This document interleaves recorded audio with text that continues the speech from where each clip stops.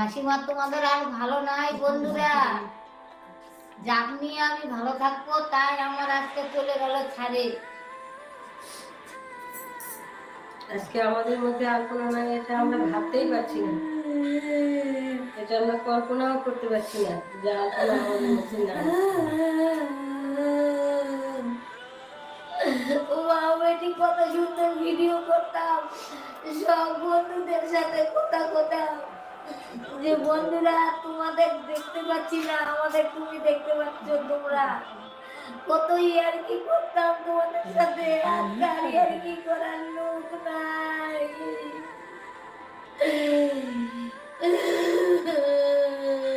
তো আমাদের কিছু বলার নাই আসলে, মানে আমরা ওই ভিডিওটা আমি করতে চাইছিলাম না, কিন্তু সবাই।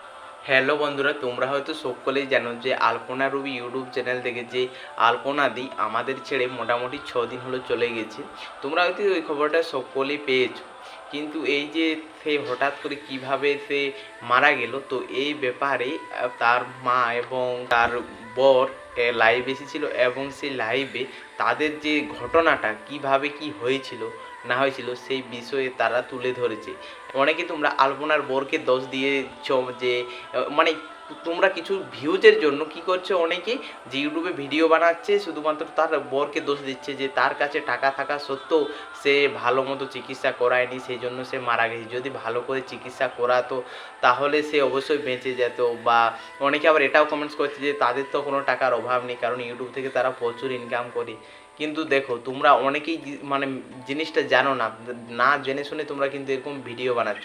আমি বলবো প্লিজ এরকম তোমরা আর ভিডিও বানায়ো না।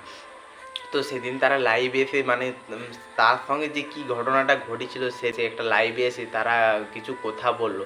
তোমরা এই কথাটা শোনো, তাহলে তোমরা বুঝতে পারবে যে আসল তো ঘটনাটা কি ঘটেছিল। তোমাদেরকে স্ক্রিনের মধ্যে দিয়েছি, তোমরা কিছুক্ষণ দেখো। তো মাসিমা তোমাদের আর ভালো নাই বন্ধুরা, যাক নিয়ে আমি ভালো থাকবো তাই আমার আজকে চলে গেল ছাড়ে। আজকে আমাদের মধ্যে আলপনা নাই, এটা আমরা ভাবতেই পারছি না, এটা আমরা কল্পনাও করতে পারছি না যে আলপনা আমাদের মধ্যে নাই। ও বেটি কত সুন্দর ভিডিও করতাম, সব বন্ধুদের সাথে কথা করতাম যে বন্ধুরা তোমাদের দেখতে পাচ্ছি না, আমাদের তুমি দেখতে পাচ্ছ। তোমরা কত ইয়ার্কি করতাম তোমাদের সাথে, আর ইয়ার্কি করার লোক নাই। তো কলকাতায় আমার একটা দাদা ছিল আমার সঙ্গে, ও রাত্রিবেলাতে থাকতো না, কিন্তু ওই দাদাটা যা করেছে আমার জন্য অনেক করেছে, মানে ওটা আমি ভাষায় প্রকাশ করাতে পারবো না। আর কলকাতার মতো বাজারে একা একা যে কি করেছি না, মানে সেটা আর বোঝাতে পারবো না। আর ওখানে কাউকে পাইনি সাথে। তো তোমরা শুনলেই যে তাকে কিন্তু কলকাতায় ভর্তি করেছিল। তোমরা অনেকেই বলছো যে তাকে চিকিৎসা করায়নি। দেখো, তোমরা একবার ভাবো, তোমাদের বাড়িতে যদি কেউ তোমাদের প্রিয়জন অসুস্থ থাকে, তোমরা কি তাকে পারবে বাড়িতে ফেলে রাখতে? কেউ পারবে না। আলপনাদির বড় কিন্তু আলপনাদিকে নিয়ে গেছিলো কলকাতায়, সেখানে কিন্তু যথেষ্ট তাকে চিকিৎসা করিয়েছে। আর সে মানে এতটাই সেই সময় সিচুয়েশন হয়েছিল প্রচুর খারাপ। তোমরা হয়তো লাইভটা পুরোটা শুনো, তাহলে বুঝতে পারবে জিনিসটা কি হয়েছে। কেউ সাথে ছিল না, এত কষ্ট।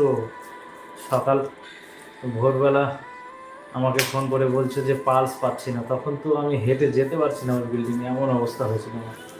আমার শাশুড়ি মা তখন ওখানে আমার ফোন পেয়ে সঙ্গে সঙ্গে উঠে বসে গেছে। মানে ফোন একটা আতঙ্ক লাগছে যখন, যে কখন যে কী খবর আসে। তখন ফোন পেয়েছে আমার শাশুড়ি মা, তো সঙ্গে সঙ্গে ওখানে মানে নিস্তেজ হয়ে যাওয়ার মতো অবস্থা হয়ে গেছে। আমি তো, আর আমার টোটাল শরীর কাঁপছিল তখন। তো তো দেখতেই পেলে যে তার মা কতটা ভেঙে পড়েছে। বলছে কত সুন্দরভাবে আমরা দুজন ভিডিও বানাতাম। হ্যাঁ, সত্যি বলতে তাদের ভিডিওগুলো দারুণ মানে কমেডি টাইপের বানাতো, কিন্তু সকলকে হাসি খুশি রাখতো। আর যখন তার মেয়েটাই তাকে ছেড়ে চলে গেল, তখন আর সে মানে এতটাই মন থেকে ভেঙে পড়েছে। তোমরা হয়তো যারা লাইভটা দেখলে অবশ্য কিছু না কিছু বুঝতে পারছো যে কতটা সে ভেঙে পড়েছে।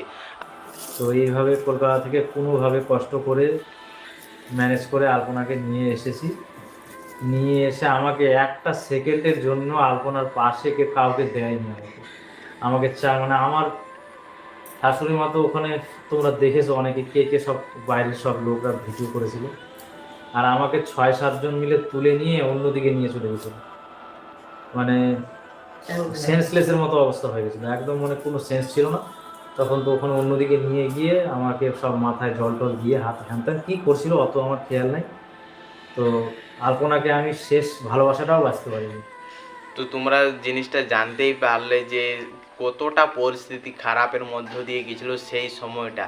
তোমরা অনেকেই যে না কিছু জেনে এরকম ভিডিও বানাচ্ছ, আমি বলবো এগুলো বানাটা অবশ্যই ভুল, কারণ সত্যিই কি কিছু না জেনে কিছু বলাটা তো অবশ্যই ভুলের মধ্যেই পড়ে। লাইভে জানতেই পারলে যে জিনিসটা কি ঘটেছিল সেই সময়টাতে। আর সেই সময় সত্যি বলতে এমনি প্রতিটা বিপদে কিন্তু এরকম একটা সিচুয়েশন হয়। তো আমি বলবো যে তোমরা অবশ্যই, আর দাদাকে তোমরা হয়তো অনেকে বলতেছিলে যে খারাপ মন্তব্য করতেছিলে যে বিনা চিকিৎসার জন্যই তো এইসব হয়েছে, একদমই নয়। তোমরা হয়তো সব কিছু শুনতে পারলে, নিজের মুখে বলে দিলে সমস্ত কিছু।